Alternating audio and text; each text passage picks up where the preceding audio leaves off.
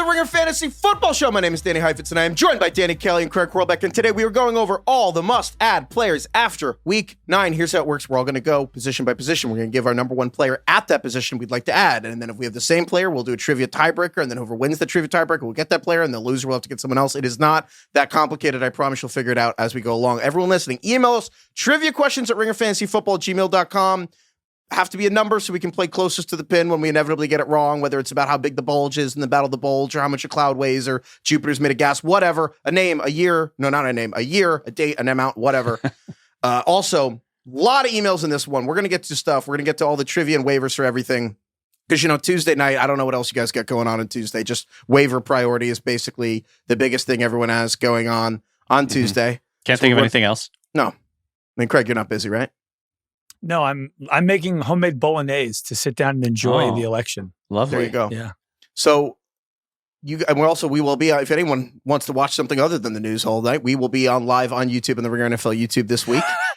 Competing against the election? We'll see. Yeah, we'll counter program the entire U.S. election. Yeah, you never know. Do you guys want to play the song game tomorrow? Or do you want to do that? We could do the song. Can you hear a song in 1 second? We could do that tomorrow night. That'd be fun. We'll do that. That'll be like a little fun. We should go live all night, really. Let's just go live at 3:45 and stay live. We'll get a big screen. We're Until going to do the that, election is decided. So maybe perhaps a week. For like a full week, yeah.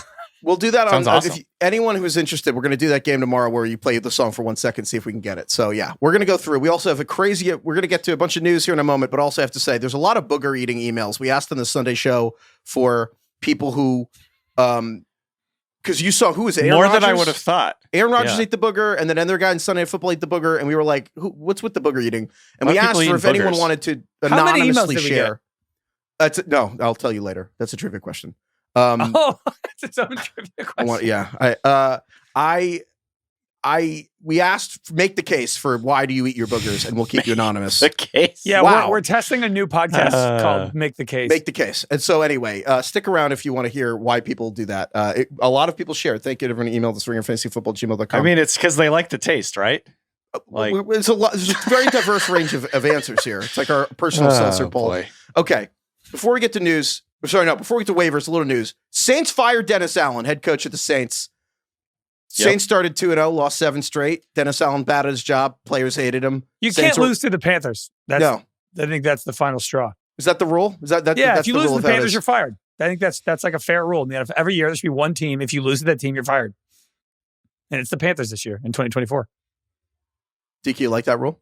Yeah, I love that rule. I was just thinking how Dennis Allen he just had such a weird year. He took this really rigid stance on just being extremely mean to his players in every press conference. Like you don't have to do that for any reason. Like you very rarely see coaches do that for their players. Like for instance, Kendre Miller.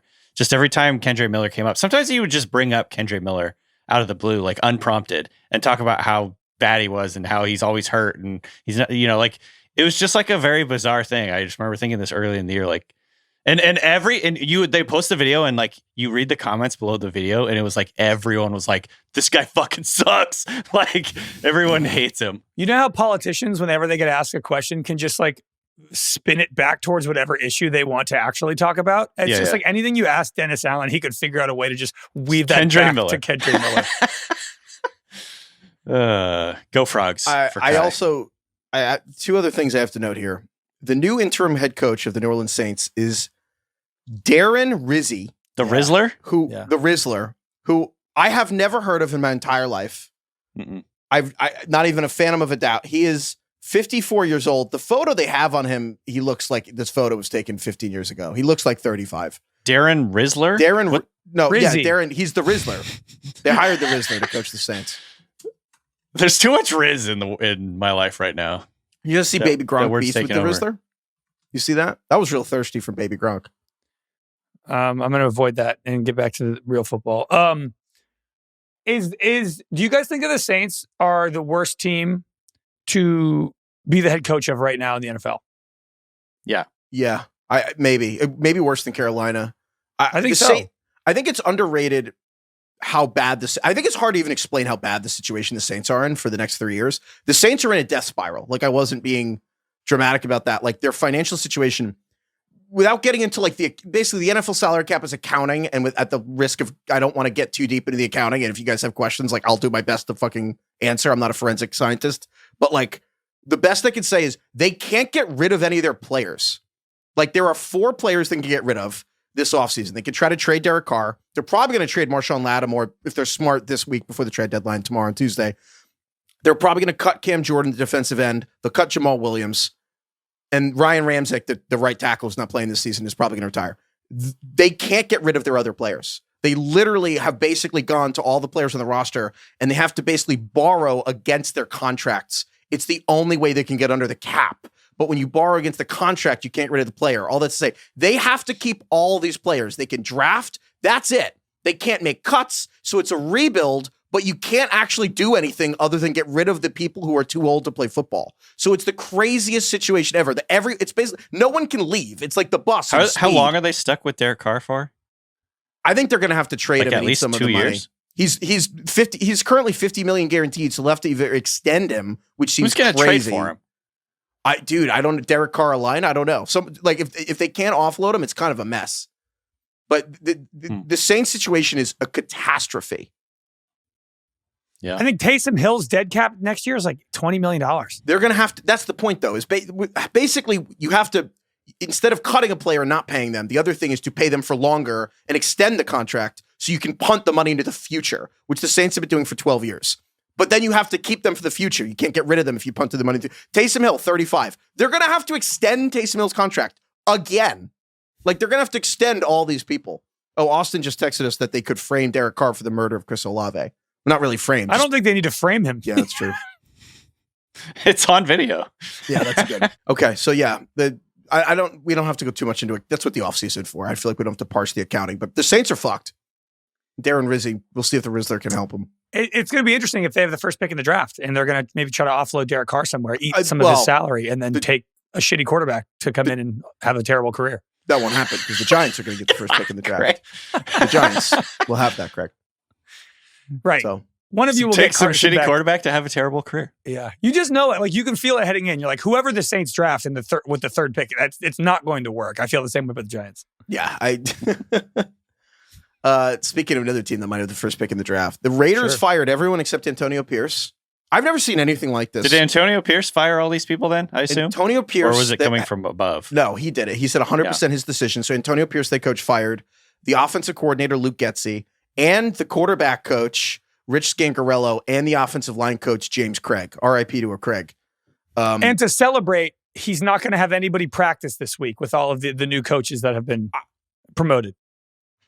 I can't. I mean, just kneecapping a quarterback, O-line coach, and the offensive coordinator, that feels like everyone who is planning every element of the offense. I think they're going to bring in. I think the only thing that makes this a little less nuts, I think Joe Philbin, who was a coach forever in the NFL, is like an advisor, and so he could step in, and he's been an offensive line coach and a coordinator, so maybe he just would step in. But it's kind of crazy to be doing this a weekend and just like everyone who's been running my offense. Actually, I hate them.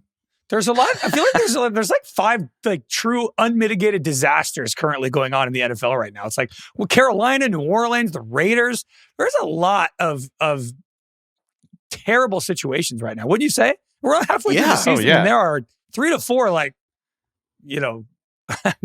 Marvin Lewis is on the Raiders staff as well. Austin said, "Is that right? Is Marvin Lewis still cooking?" Getting that consultant, little fee. Is Tom Cable? Where's Tom Cable? No, there are a ton of teams that are just Hugh screwed. Jackson, what's he doing? Oh, dude. But a lot going on there. But the Jets are a catastrophe. You guys are objective. I'm not. Are the Jets or Giants a bigger catastrophe? Jets. Because I think you got to throw the Jets in with this too. It's like the Jets have less wins than they did with Zach Wilson. The Jets were supposed to be good. The Giants have been bad. The Jets are worse than they were with Zach Wilson last year. Yeah. So you have Jets catastrophe. If you have to make the catastrophe top 5, it's maybe the Jets are at 1 or 2. You got the Saints, Carolina, the Raiders. Who else is there? Are the Giants the Browns top 5? Oh my God, the Browns. The Giants are probably maybe like the 7th worst situation, which is kind of insane to think about. There's a lot of teams. The Jags are terrible. Jags are a catastrophe. They have Lawrence though, and I don't care how bad Lawrence has been. He's an NFL quarterback. Like you, at least you have an answer there. No, they kind of suck though. That's pretty bad actually. I mean, you could argue that what's going on in Miami has been a little bit of a catastrophe this year. Yeah. So anyway, but I think the Raiders are right there with the Saints in terms of like just taking the cake. Dallas, dude, all these teams suck. Yeah, Dallas is a catastrophe. Should we just rank catastrophes tomorrow? I mean, like you could argue the Niners in terms of expectation. You know the Jim Harbaugh, who's got it better than us? Should we do a who's got it worse than us? Who's got it worse than us? Nobody. That's pretty funny, actually. Who's got it worse than us? Maybe we do that Bow Hour tomorrow. Who's got it worse than us? Yeah, we should actually just figure out who's not a catastrophe. There's less teams. Okay, so, and the Raiders suck. The only thing I want to mention, Dak Prescott, you mentioned the Cowboys, out multiple weeks with a hamstring injury per Ian Rappaport, and CeeDee Lamb is week to week. And again, when someone's week to week on a Monday, I feel like that means they won't play this week generally. And CeeDee came back in that game, caught a pass, and he got lightly touched, glanced, and he was touchdown, right? doubled over in pain. Yeah. So don't worry, Zeke's coming back. I mean, just to say, the Cowboys were the top heaviest team in the league, but they had Dak, CeeDee, and Micah Parsons. And now they don't have Dak or Micah Parsons, and maybe don't have CeeDee. Frankly, without those three people, this is one of the worst rosters in the entire NFL. Micah might be back this week, but unless they play him at quarterback, I don't know if that's going to help. Dude.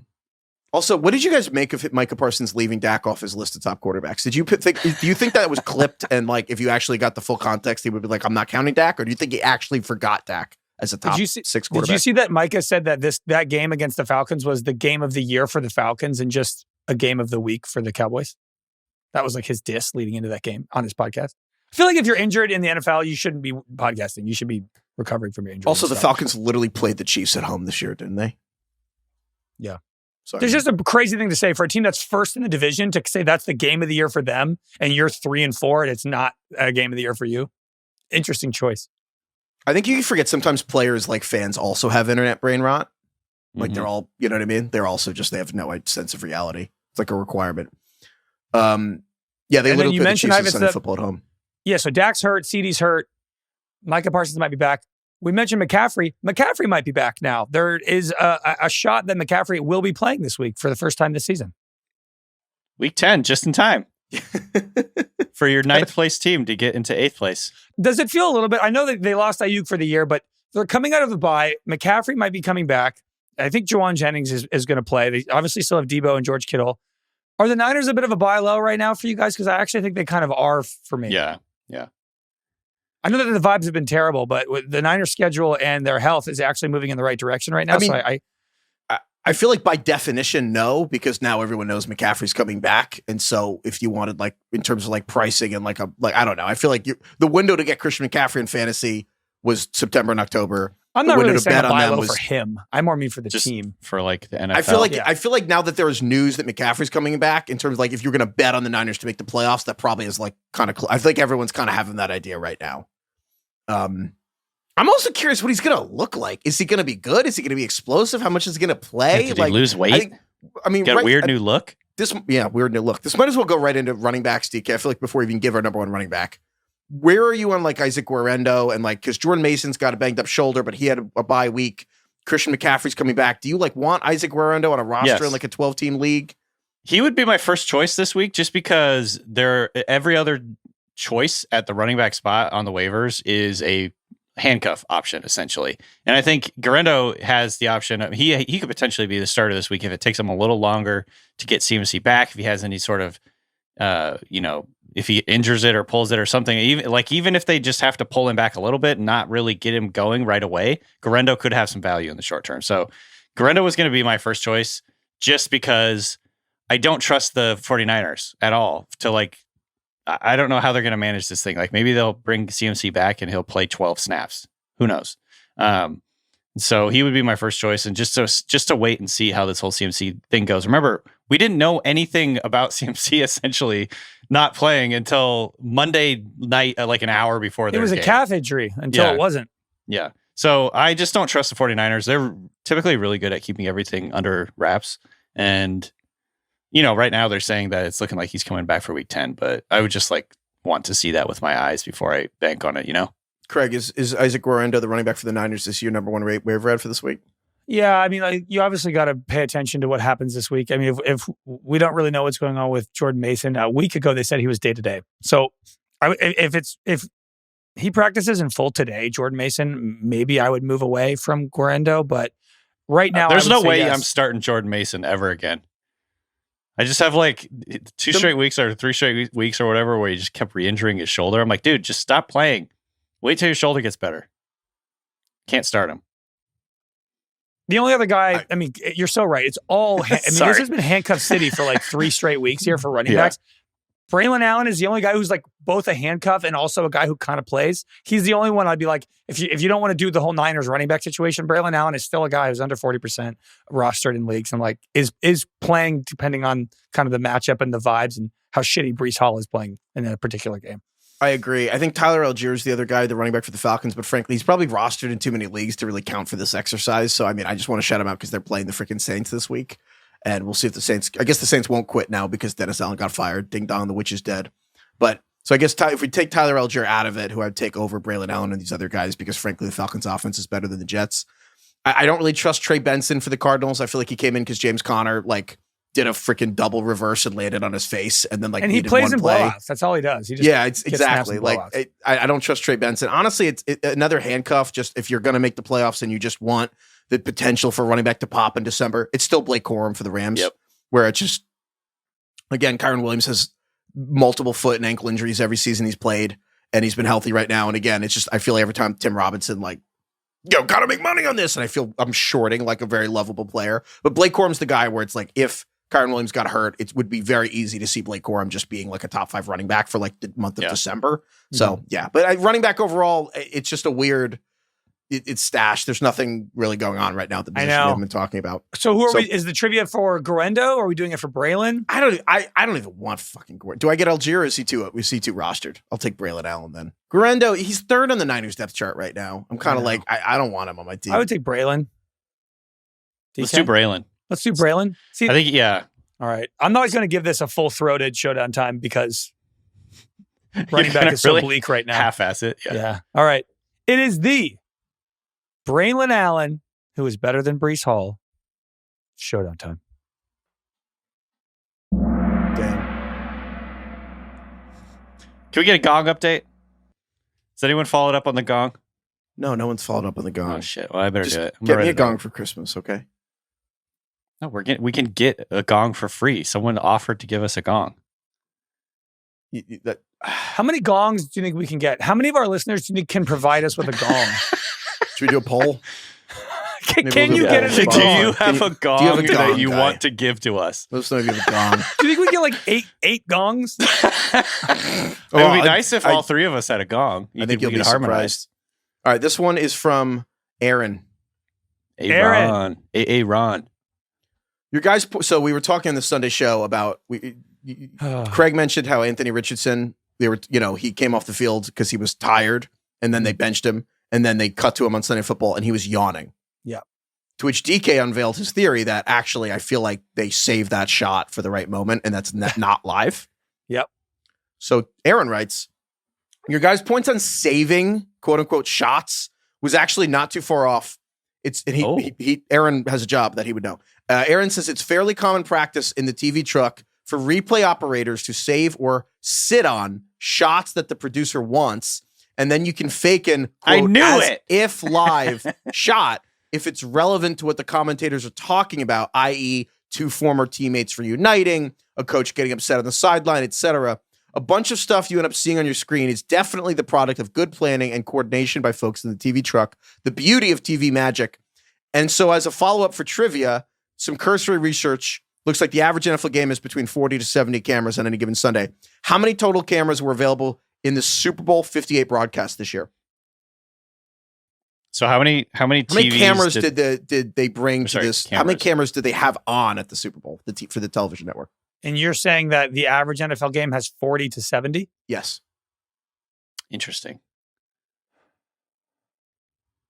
Okay. 3, 2, 1. 140. Damn it! I said one. What'd you? I said 130. There. You said 140. Yeah. I said 150. And I really have to thread the needle here. You got fucked. Holy cow! That was brutal. You never know. The answer is 165. Wow. Yes. All right, DK. You get the Braelon Allen, who we didn't even want.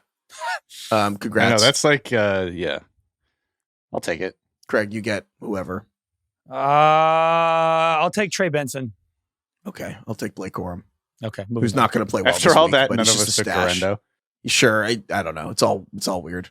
I guess if you really need someone for this week, sure, take Isaac Guerrero. He's barely going to play, probably. Good Godspeed. Receiver's a little more fun. Receiver's a little more fun. I mean, I think the number one guy we would all take if he was available still is Cedric Tillman for the Browns. I feel like he's probably been added in your league, so we can take him out of this. But for the purpose of this exercise, they're also on bye. Yeah, we can take him out of this. But he's still worth adding. Bye. It doesn't matter though. Like you should have Cedric Tillman. Like AJ Amos is going to. He might be an ascending star. Like actually, yeah. So in that case, my guy's Xavier Legette for the Panthers because you know what? It sparks joy. Fun to play. He's going to be the number one receiver for the Panthers. Price look better. Spurgus. Allergic. He also says he's allergic. It's so good. Wait, does Jawan Jennings count for this? Because if he's still out there for people, I think he's worth picking up as well. Yeah, I don't think he counts, but he's good. It's good to mention him at the top. He's about 50% rostered. But yes, if Jawan Jennings is available, I do think he's going to play this week. I agree with Legette.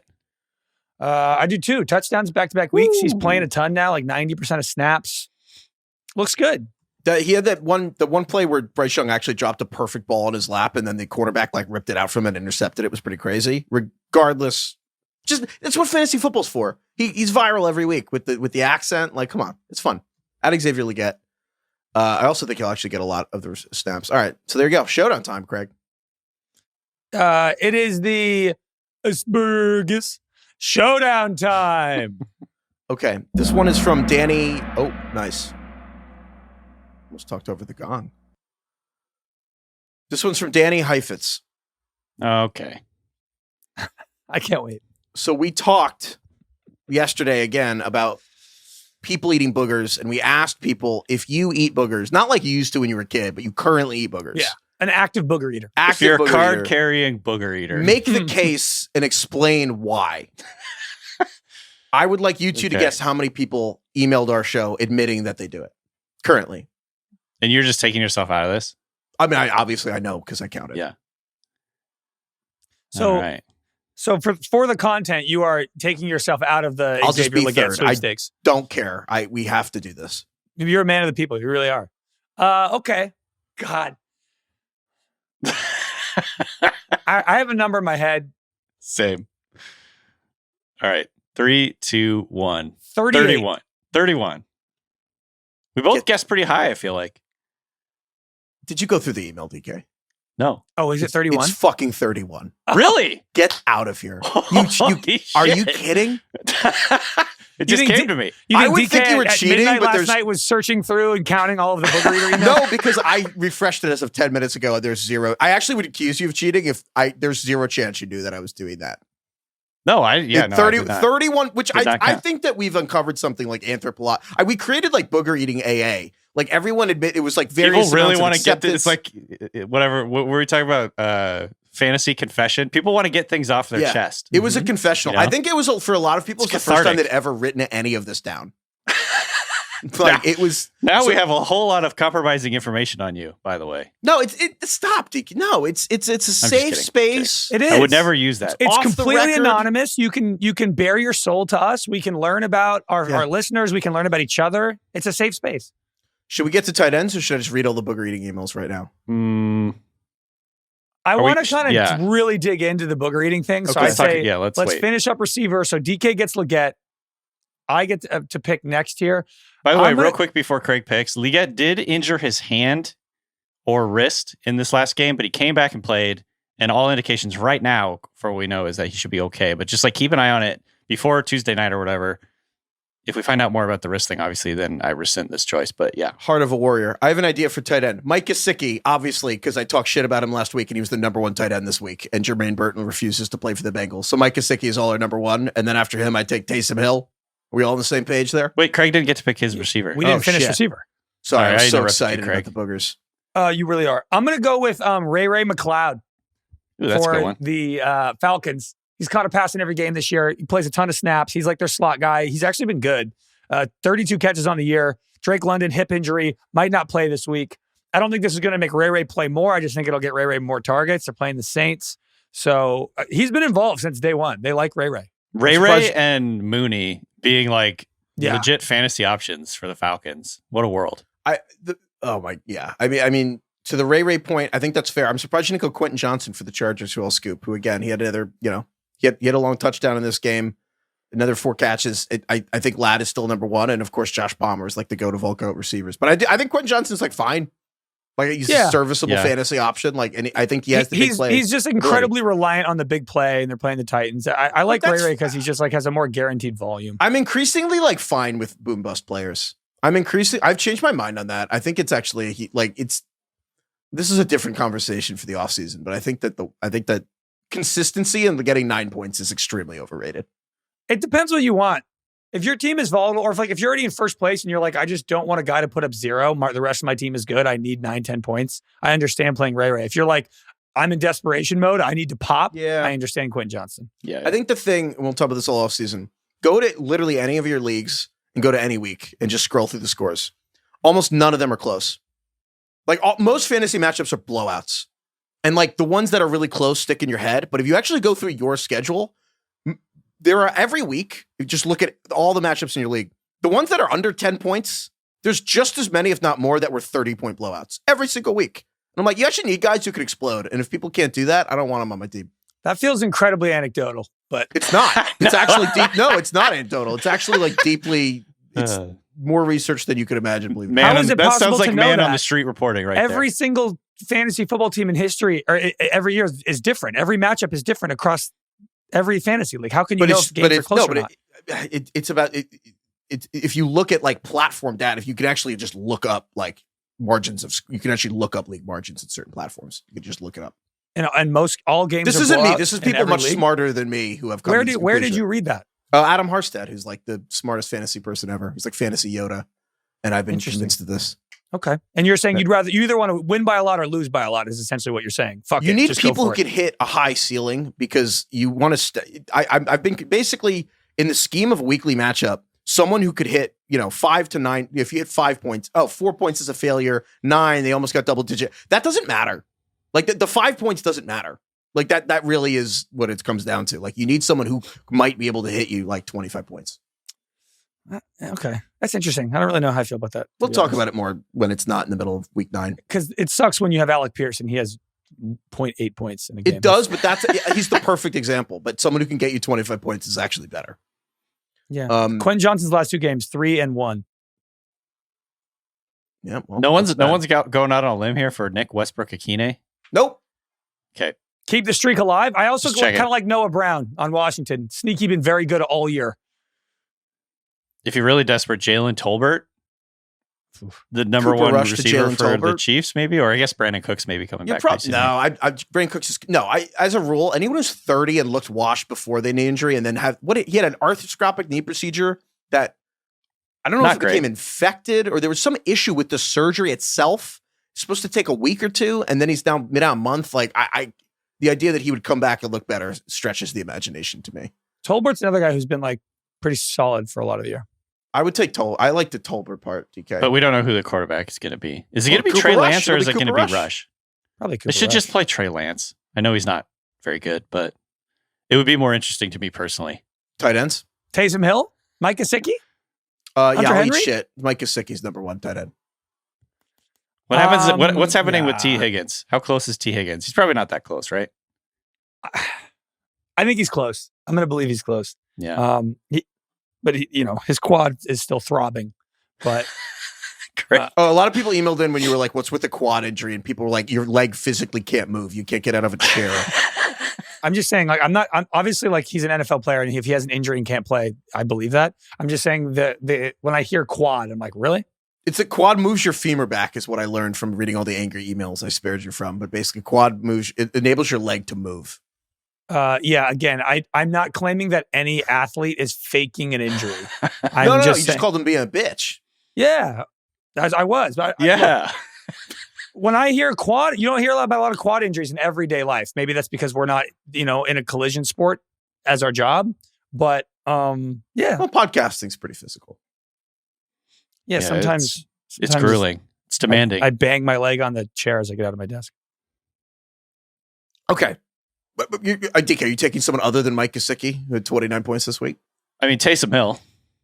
Goal line quarterback for the Saints. Would be my other choice, yes. I think he's like, especially with the injuries that they have, they're like going to be using Taysom Hill quite a bit, I think, going forward. So it just depends on who you like. I think Mike Gesicki has a higher ceiling this week if T. Higgins is out. Otherwise, I would take Taysom Hill.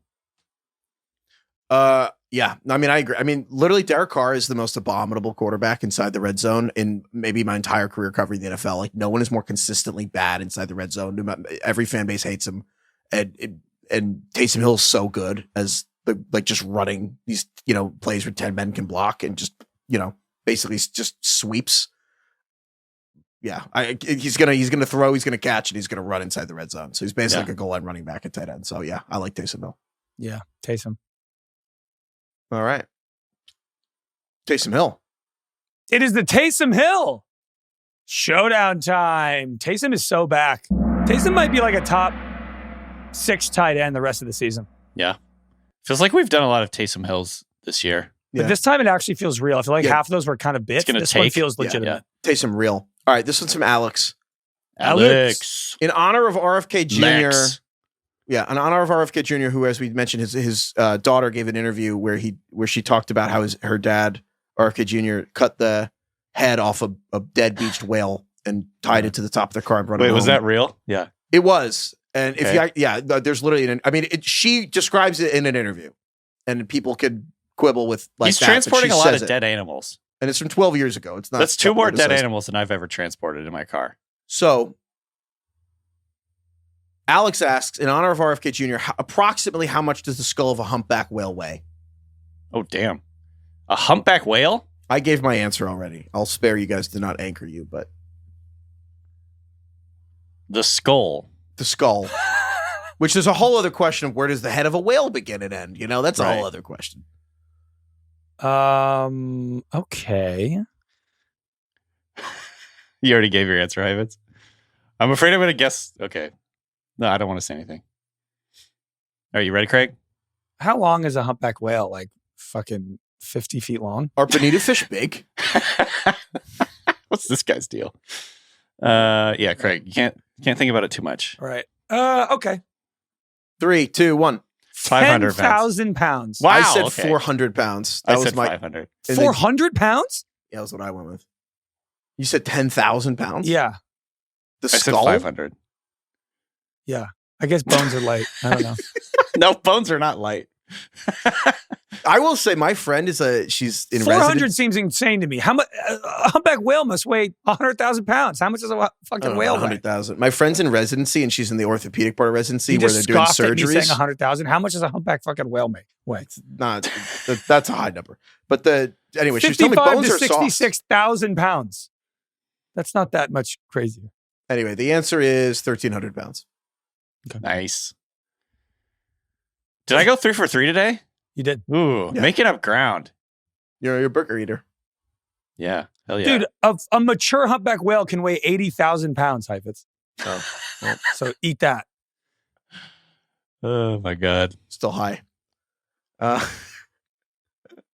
Okay, so DK, you get Taysom Hill. Yeah. Second straight week, by the way. I'll take Mike Gesicki, which feels appropriate. Craig. Hunter Henry. Yeah. Every single week. It works. I guess he's kind of the opposite. If he's the guy Heifetz doesn't like because he just gets you like 9 points every week. I've taken Hunter Henry a bunch of times this year. I know. I'm just explaining. We're just like regurgitating the same like 5 guys every fucking week. That's how waivers works, man. It's like that would be at this time of year. Hunter Henry literally 9 points last week. Stud. All right, just streaming quarterbacks. You mentioned Drake Maye, DK. I mean, he's playing again. He's running again. 8 carries for 95 yards. I thought that was a typo when I first saw it. Actually, now I want to think about it. I want to double check. That is what he did, right? It just, every time I say that, it like stretches the imagination. Wait, who are you talking about? Daniel Jones? Drake Maye, yeah. He had 8 carries for 95 yards last week, which is insane. Yep. Drake May's like, he's scrambling at like an extremely high rate. Yeah, so Drake Maye, I think, is a really good one. And also Daniel Jones, who sucks, but he did truck a defender. 2 defenders, actually. It was really cool, and he ran it. Did that make you decide that you want to keep him long term, actually? Okay. I'm just happy he stopped embarrassing me for like 5 seconds. Imagine if you guys get a couple wins, though. That would be really fun. Kind of a great few weeks you could kind of get behind, pick things up, emotionally on the season. That'd be cool. You guys get a couple wins. You never know. Your Steelers ass just out You're here playing winning Carolina 9 games this week. It's a great opportunity to get a win. turn things around for the season. You've never had to root for like a bad team. I mean, Duck Hodges was our quarterback. And you still won 9 fucking games, didn't you? Duck Hodges. I forgot about that guy. I would argue it's worse to be stuck in 500 purgatory than to have the hope that you could get a generational quarterback in the draft every year. So you're saying you do want boomer busts as a concept? Yeah, I mean, I'm having fun right now, but I'm like, am I stoked with Justin Fields and Russ long term, or do I want to like try to get, Arch Manning? Probably Arch Manning. He's a giant. Which you could get if you just keep losing games. Jesus. All right. So yeah, Daniel Jones, Drake May, and then also I guess Matt Stafford. I mean, Booger won't be ejected this week probably. Cooper Kupp. So Hobbled Herbert. Defenses. If you need a defense, the Bears defense is playing the Patriots. I know the Bears defense has had a rough go, and they're probably borderline going to quit soon. But the Patriots suck, and Drake May is still throwing picks, and he had 2 interceptions last week against the Titans. I think the Bears defense, in theory, is better than the Titans. So Bears defense is solid. Giants defense playing the Panthers and Bryce Young. Giants defense is good. Giants defense versus the Panthers. I think that's an easy one. And Falcons defense versus the Saints. I think those are the 3 I would look at. But I think Giants and Bears are pretty strong options for streamers. Okay. Yeah, I mean, Giants Panthers at 6:30 in where are they? Berlin. Man. That game is weirdly, everyone's making fun of it. The game's weirdly important now. The loser of that game has a real edge for a quarterback. Yeah, the loser could have first dibs at a quarterback that will set you back for 5 years. That's so awesome. Carson Beck season, baby. This is like, I actually have this question. I know this is a totally ridiculous thing to ask it, but do you actually want the top pick? I feel like there just comes with so much pressure. I feel like the top pick. I feel like this year you want it, you trade out. Yeah. Well, yeah, but if you had to take the number 1 pick, I feel like it's just like bad juju. It's not going to work out. Do you want the second pick? Yeah, you want sure. Give me the fucking. It makes no sense. I want a quarterback. It makes no sense, but I just first like yes. pick, you have the most pressure to hit on a quarterback in a terrible quarterback class. That's just like the worst position to be in. You're right that like you have to make really tough choices. The second pick is easier because you don't have to make a decision. I don't know why. It doesn't make any sense, but it makes sense. It does make sense. I just want a fucking quarterback though. I want to be able to get a quarterback without having to make a goddamn trade. That's what I want. We got a long way to go with this quarterback class. We might end up buying in with a lot of these guys. I feel like they're not going to be as good as the Caleb, Maye, and Jaden trio. I think. I know Heifetz has been talking up Cam Ward, which is actually surprising me. I feel like Cam Ward is not the number 1 overall quarterback. I'd rather have Cam Ward than Carson fucking Beck. Let me tell you right now. Nussmeier might be the guy. I don't know. Yeah, I actually think he's the one. Nussmeier. Yeah, I don't know if it's Cam Ward though. Anyone but fucking Daniel Jones. I mean, that's fair. He trucked 2 guys last week, though. All right. You'd probably just take Travis Hunter first. Oh. Are you guys trying to needle me? No, I don't know. I think you should take Ashton Jonty and bring back Daniel Jones. Kind of relive the glory days. Just him and Saquon together. Yeah. Jonty and Saquon. Just together. Just have them run the offense. Just 2 guys. That'd be cool. All right. Let's talk about boogers. All right. We need to do a little bit of warning. We're about to talk about boogers for a significant chunk of time. If you have a queasy stomach or if you're prone to getting nauseous listening to conversations about gross things, you might want to stop listening or skip this part quickly. Fair warning. We talk about boogers and eating them. Okay, thank you. Yeah, you wanted to talk about boogers? And then we can bring Kai in. I gotta hear this market research because this is fascinating to me. I honestly didn't think this many people would be. 31 brave souls. Thank you. If 31 people emailed us, just think about how many people are out there eating boogers. I had to put them all in a Google Doc because there were so many. So once again, we asked people to make the case for eating boogers because we were kind of talking about, they catch the guys picking their nose on the sideline in a full game. I get it. Eating the boogers is different. And so we were like, you know what? Will anyone make the case for eating boogers? 31 people emailed us making the case for eating boogers. So I want me to just roll through these. Yeah, I want to know some of the main reasons. Okay, I'm going to start. This is redacted number 1. Come on. Redacted number one. All caps. Please don't use my name. All right. Because my I'd friends be making listen a to the burner show. email account if I was doing this. I know. My friends listen to the show. Forgive my fantasy fathers, for I have sinned. I may have overcome my booger eating, but I cannot stop mining for gold. As a child, I was so bad for biting my nails and eating my boogers that my mom bribed me with an iPod if I would stop for 3 months. My theory is that both nails and boogers satisfy a mouthfeel. Because nails are crunchy, boogers are salty. Ugh. Oh, God, it's such an awful sentence. Jesus. Salty. I'm trying not to be judgmental here in the confessional, but it's grossing me out. And we're like, Christ. There's like these little salty clusters. Biting nails is still my nervous tick. Picking my nose still feels good. I have the willpower to only do it in private. Now, okay, so that's kind of but he's not saying he's eating it. He's saying he's picking his nose, which I would admit. And he said he's graduated from eating. Okay, yeah, you're right. Boogers as a baby. All right, this is redacted number 2. Redacted number 2. We're not going to do that for everyone. We're going to do it, everyone. 29-year-old booger eater here. Here's the thing. First, I totally agree it should be more acceptable. Here's the thing. Wait, did we say it should be more acceptable? No. Greg did, maybe. We said picking your nose should be a little more acceptable, and he's saying booger eating. Picking the nose should be more acceptable. That's different. Still taboo to me. Yeah.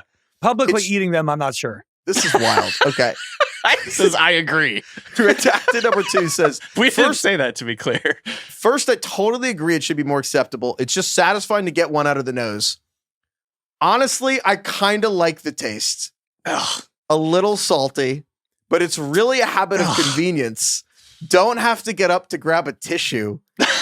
Don't have to flick boogers anywhere. Is it really that gross? ?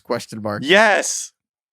And he says, I don't know if I want to keep going on this. They just came from the nasal passage throat area anyway. And as I write this, I'm ashamed and also realizing boogers carry germs and I should wash my hands more. I mean, it's like, I understand it comes from your body, but it's like, do you want to eat your hair when it falls off? Like, there's other bodily fluids I'm not trying to put in my mouth. It's a decent pitch. People, if they like cut their finger, will suck their blood. People kind of swallow mucus. There are bodily fluids that people consume. The booger, it's tough that the booger is literally like a collection of like things your body is trying to expel. Yeah. And you're just kind of putting it back into your body. Austin just texted, Kai has to eat his own boogers for guys. Oh God. So redacted here. Can we let's go into less detail here. Give me some more of the reasons. Less details? I don't want the summary details. I would say from reading them is the convenience. All right, can I give you the worst pitch? The convenience is I'm willing to hear out the convenience piece. I thought this was the worst pitch that I heard. Okay. Was the worst one. The best and worst. Redacted number 7. Redacted number 7. Anonymous 35-year-old man here. I'll defend eating boogers with 2 points. Number 1, what you decide to do in privacy with your own body is your own choice. No one's being hurt physically or emotionally. Your right as an autonomous individual should not be abridged by any human institution or judgment. Wow. So he's going political. He's literally saying this is pro-choice. My body, okay. Make your own decisions. Have no regrets about it. I like that. Okay. And he was cooking. Then he said, number 2, they need to come out, and then where are you going to put them? Which, dude, that's what fucking tissues are for, bro. What if you're not near a tissue? Be near a tissue. What do you mean be near a tissue? Have a tissue. So when you're picking your handkerchiefs nose, used to be for this. People need to bring back handkerchiefs. That's the worst take you've ever had. I think the dirty handkerchief that sits in a pocket and you blow your nose in it for like 24. I think is the grossest you thing. Lend it to I would rather else. eat my own boogers than have a dirty snot rag in my pocket all day. I would absolutely not. I'm going to disagree with you vehemently on that one. Dude, I think you'd rather eat your boogers than carry a handkerchief. There's a reason why the handkerchief has gone extinct because it's nasty. It's pretty nasty. You can fold it. Yeah, dude. Like how many times? Once, twice? People blow their nose. Literally, you can't fold it more than 7 times. You can probably fold it 3 or 4 times and and be fine. Oh. Max. Dude, Okay, the max. handkerchief thing. 3 times. You'd rather foul. eat your own boogers than carry a handkerchief. My whole life? Yeah. Yeah. I would. My God. Okay. I mean, sometimes you're in we've all done it. You pick your nose, you have nowhere to put it. You like throw it under a table or wherever you know. That's not a great solution. I think, you know what's either. funny? None of the people emailing us made that case, but the case they should have made is that if you stick a booger somewhere else, that's what you fucked up. And the eating it is the pretty best. fucked up. It's like people putting gum under a table. Like a lot of people just have to get Eat your rid of fucking something. gum. So redacted number 6 writes, have you ever done it? Because the flavor, the crunch into a chewy little nugget. Jesus what's Christ. not to like I'm starting about to it? get a little nauseous here. The flavor, the crunch. All right, fine. I'll read I one more. don't like. I think maybe I'm grossed out by boogers more than you guys are. I'll read one more. I'm not having a great time either. I'll read one more. I'm straight up not having a good time. Straight up not having a good time. Redacted number 9 writes, hey all, you promised to redact my name, so I won't bother including it. Although I'm going to mention they're an Eagles fan. Just going to say that. Interesting. Redacted number 9. You didn't do the redacted number 9. Redacted number 9. I'm writing in because I'm a 31-year-old lifelong booger eater. Okay. I've been doing it as long as I can remember. Craig just heavy sighs. I really, honestly, I from the bottom of my heart, I want to say like thank you to all the brave people who emailed us today. Courageous. I know. You're a bigger person than I am. And like, even though we're redacting your name, the fact that you're willing to I don't know, make this claim is awesome. There's no, it is. It's radical transparency. There's no chance anyone has like written any of this down before. I know. So we're not shaming you. I'm truly just like a little grossed out. We're learning this for the first time. This is all new for us. You know, like this is, I truly didn't understand that many people ate their boogers still. And don't tell Bill Simmons because apparently all you people like snake drafts. Remember how he's got like only booger eaters do snake drafts? I'm like, oh my God. Our market research is actually confirming that this might be true. Redacted number 9 says, I've been eating my boogers all my life as long as I can remember. And throughout my adult life, I've made many attempts to stop, but I've been unable to. But that's not why we're here. You asked someone Okay. That's not why we're here. They need like some booger zins. Yeah. Wow. Interesting. Like booger AA. You asked someone to sell you guys on why someone would do this, so I'm going to try. I personally think the reasons behind picking your nose are totally justifiable for anybody when hard or big boogers get stuck in your nose. They just need to come out. Any person who's had this discomfort doesn't do anything about it to me is crazier than the person who does.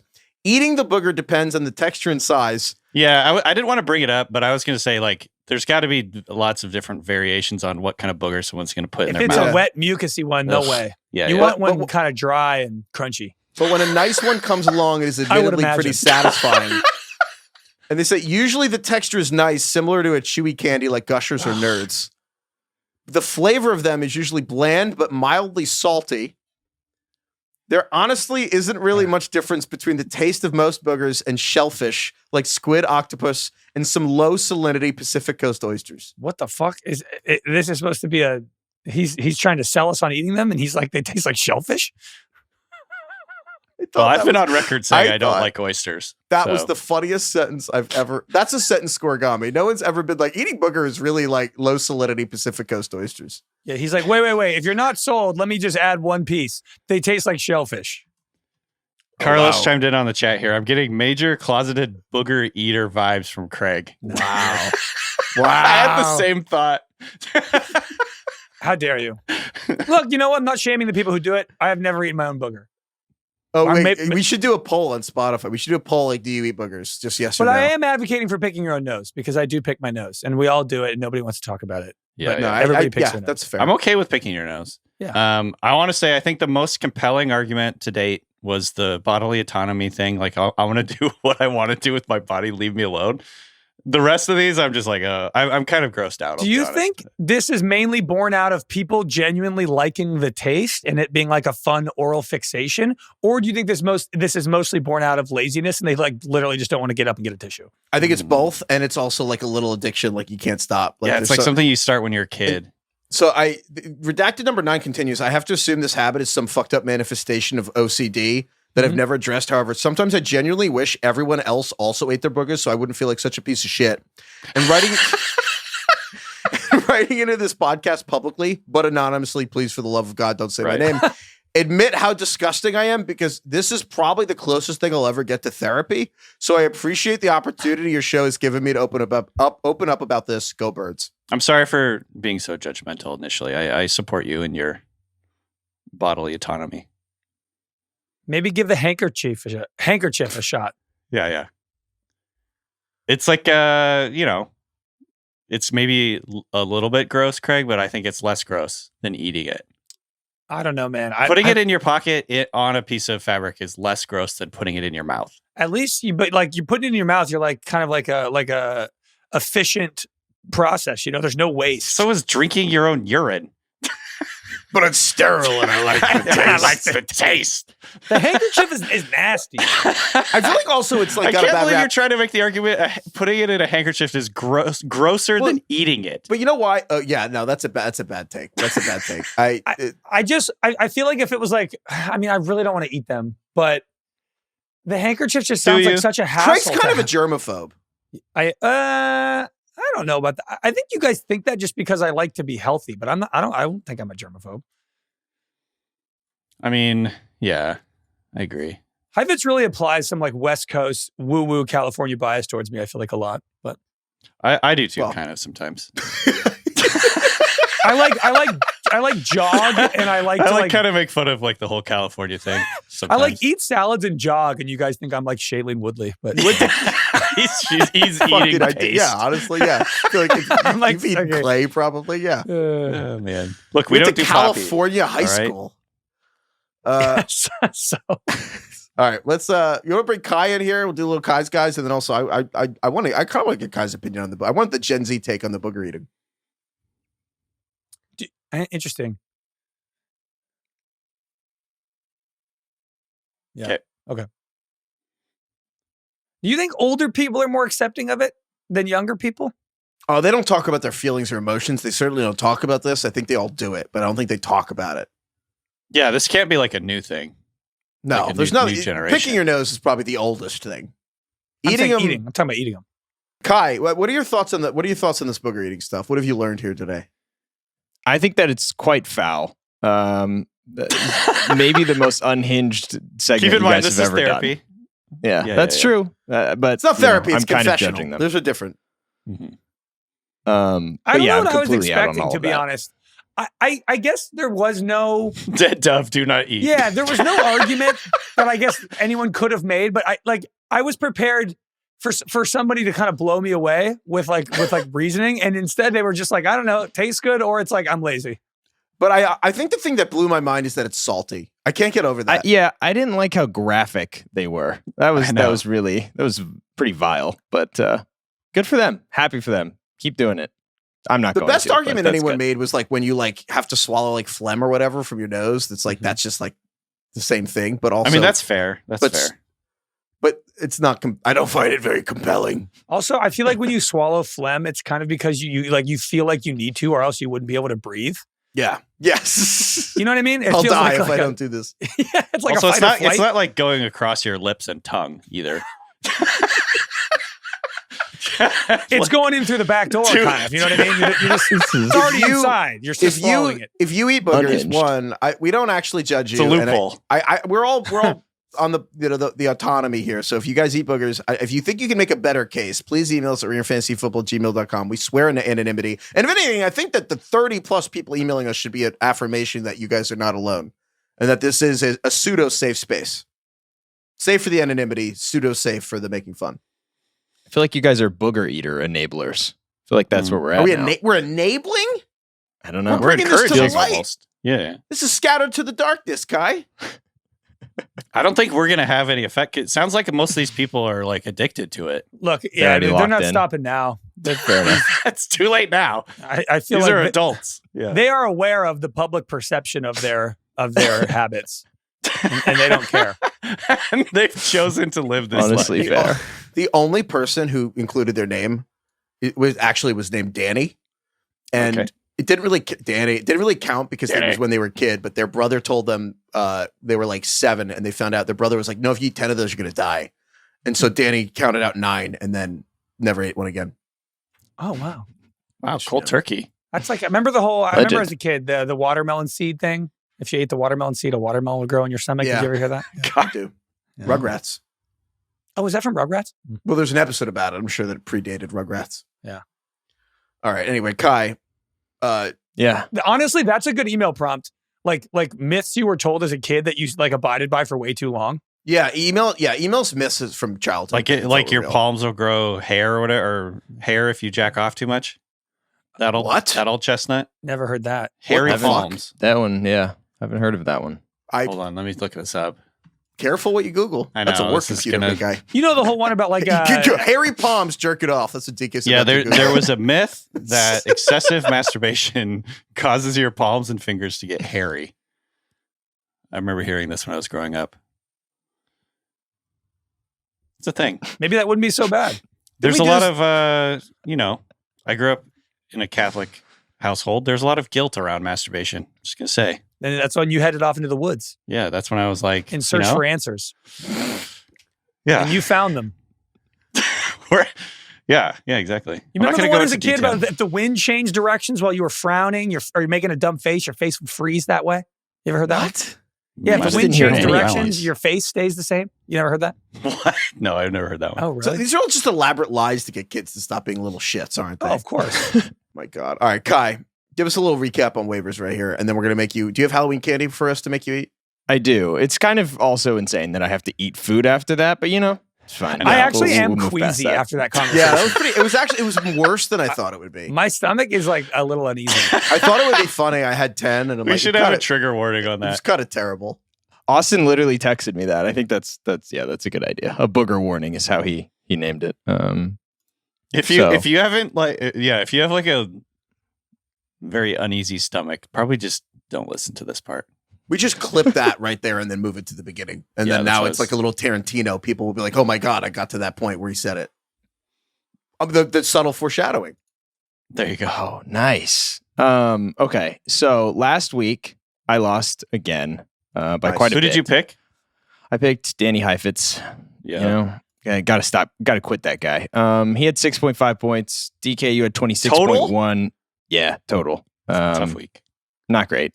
DK, you had 26.1. Craig had 32.9. Damn it, Craig! In a rare, I'm kind of cooking this year. I'm cooking. Craig, who did you have? In a rare wrapped up by Monday Night Football, which is kind of nice. I had Algier, Moore, and Taysom Hill. I only won one of the 3 trivia questions last week. So, well, Cedric Tillman had 16.5 points, so that kind of tilted it. All right, Kai, who are you taking this week? Craig, you had Justice Hill and Hunter Henry. And also, before I reveal who I'm going to take this week, trivia. This is a huge development here. DK, sweeping today, took the lead with 11. Let's go. Craig, who has 10 and Heifetz has 6. So, big change. Nice. Are you doing the math on my numbers, Heifetz? I was. Okay.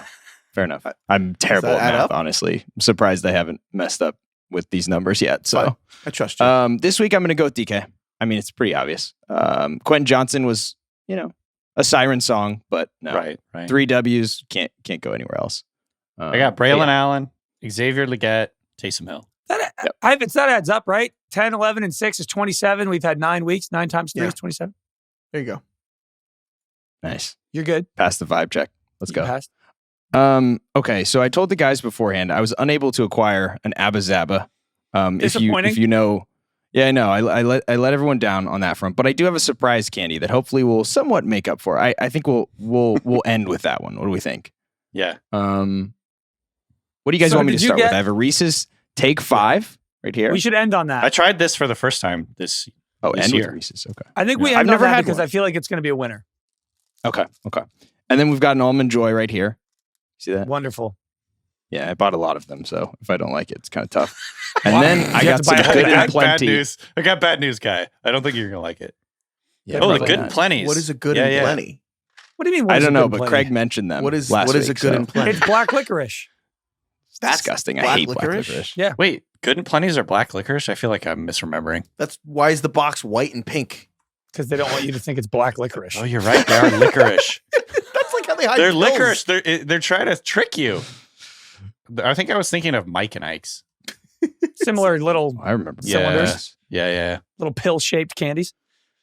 I mean, Good and hot Plenty's tamales. Anyone like hot tamales here? That's like my weirdest. No, I love hot I tamales. think hot cinnamon sucks. Yeah, I do too. Fair. If you don't chew Big Red, then fuck you. All right, Kai. Like Fireball. What order? I can handle Fireball, but I'm know not it's like if I'm like it. forced My to do horrific it in a college group drink setting. was the Fireball and Red Bull. Call it Fireball. That was. I worry with that. It probably gave me ulcers. You ever done Fireball and Angry Orchard? Yeah, Angry Balls? Yeah, I almost died in a Fireball gimp suit that they sent us for this podcast. The Fireball sponsored us. And sent us it was a onesie. There's a quote card. Onesie. I almost died in a Fireball gimp suit. That's a sentence origami. It was a onesie, but it was like weird because it zipped up all the way to the hoodie, which I've never seen before. So I did it as a bit, but it was like kind of cheap. And so I couldn't zip it back down. And so I'm like alone in my apartment wandering around, like trying to unzip this fucking Fireball onesie. And I was like suffocating. I was like, I think I'm going to die in this fucking thing because I couldn't undo it. Just start the panic set in. Yeah. Imagine how disappointed your parents would be. How did it go? Well, funny ass. Fireball onesie got him. He was draped what over order? the kitchen What order table are in we a thinking? Fireball gimp suit. Just pull trig. Pull trig on the almond tray. Okay. Yeah. Okay. I'm not going to eat the whole thing, right? Just a bite and then move on. That's what we're thinking, probably. Why'd you half buy that so thing. many? Did you only come in a bag? You got to get Yeah, the that one almond. came in a bag. How's it going, Kai? Got the coconut? It's not bad. The coconut's a little strong. Not getting a lot of almond. Maybe Well, I you didn't didn't get to bite that the bite yet. Yeah, it looks like it's in the middle, so I missed that. Yeah, they really skimp you. There's one It is almond. weird. It's like one almond. It's like a side pod on a rocket. It's like a weird. You know. Still don't like coconut very much, but Yeah. it's not horrible.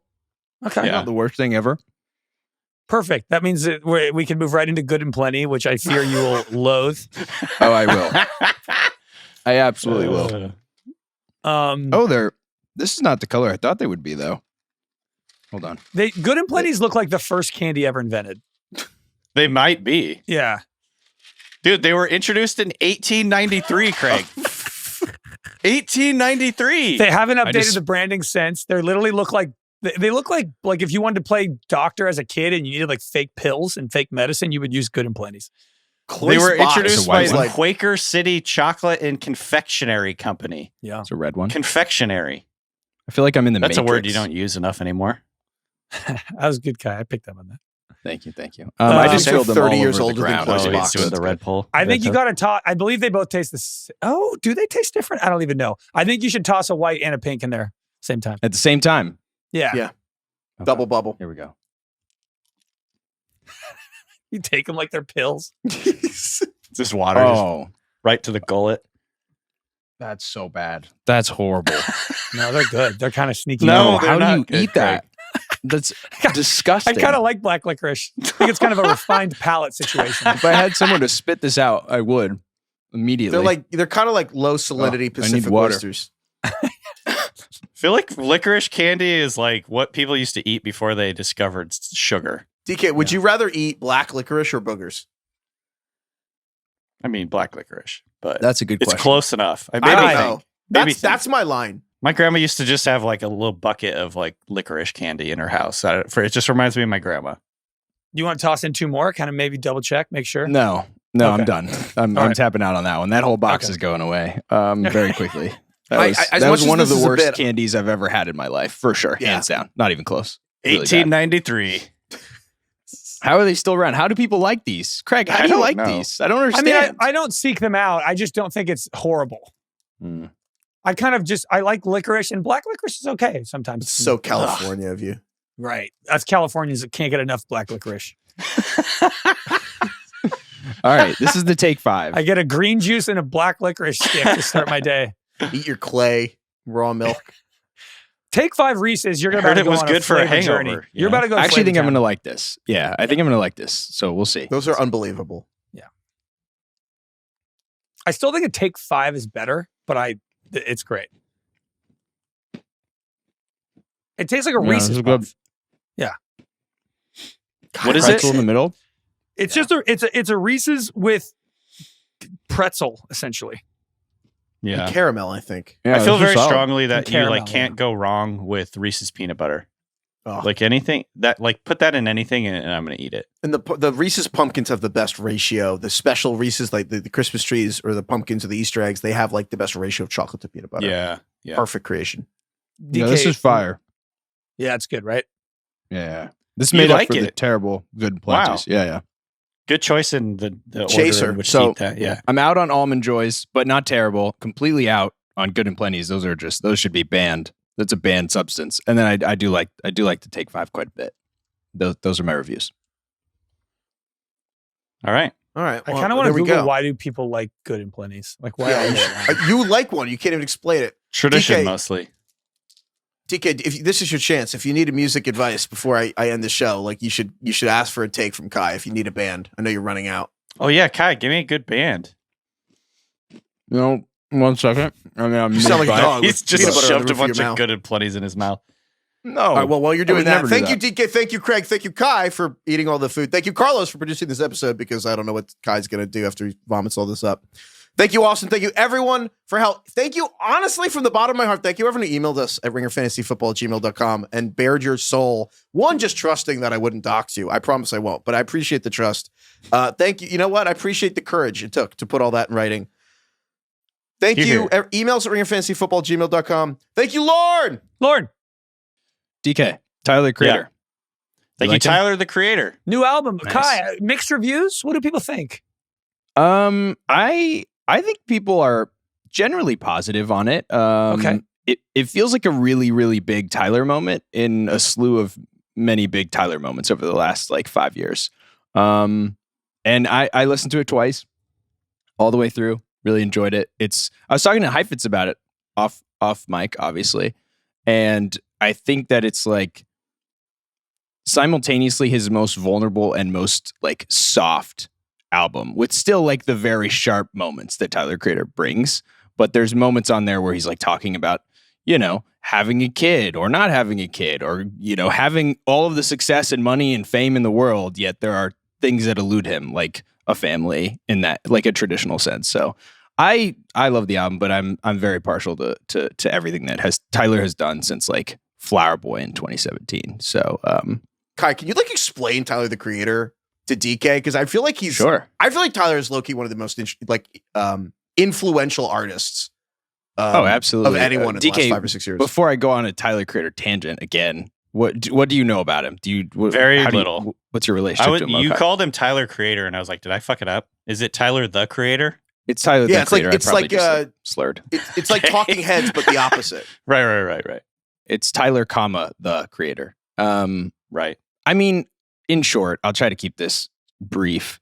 He's a very polarizing figure, but he's been around also forever. He came up when he was really young, 2013, with this music collective entertainment thing called Odd Future, who Frank Ocean was a part of, and Sid was a part of, and Lionel Boyce, who's in The Bear now, was a part of. So that's kind of crazy. Oh, really? So came up with that. That explodes. Earl Sweatshirt. And they all kind of find success in their own ways through that. And then Tyler is just the standout star in a lot of ways. One, because he's been consistently making music since 2013.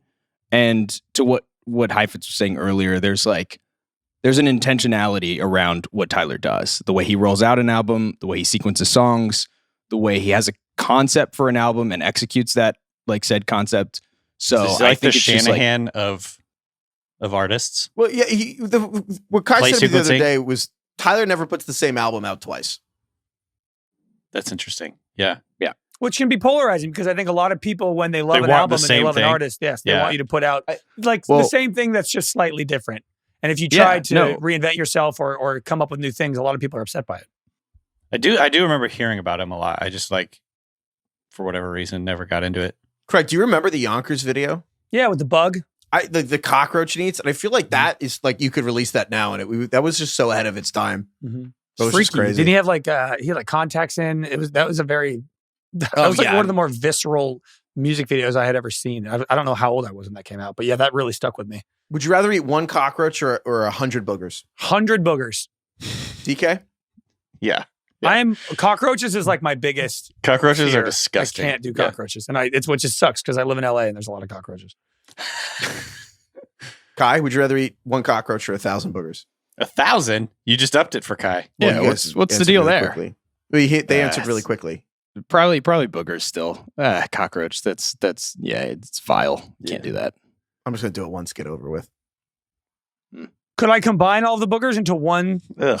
Like the nerd Almond Joy clusters? sized snack? Like the new nerd clusters, how they combine them. Could I do that? You could do that. Could I put Reese's or, peanut butter? or is it 1,000 days eating one booger a day? It's up to you. You I guess create a ball either way, like gold either member. way, I'm still doing like gold member in Austin Powers. You keep a little box and then just down the whole thing. Yeah. Earlier, someone described the boogers as a salty cluster, and that will never leave my brain ever. It's the new Honey Bunches of Oats flavor. All right. Goodbye, everyone.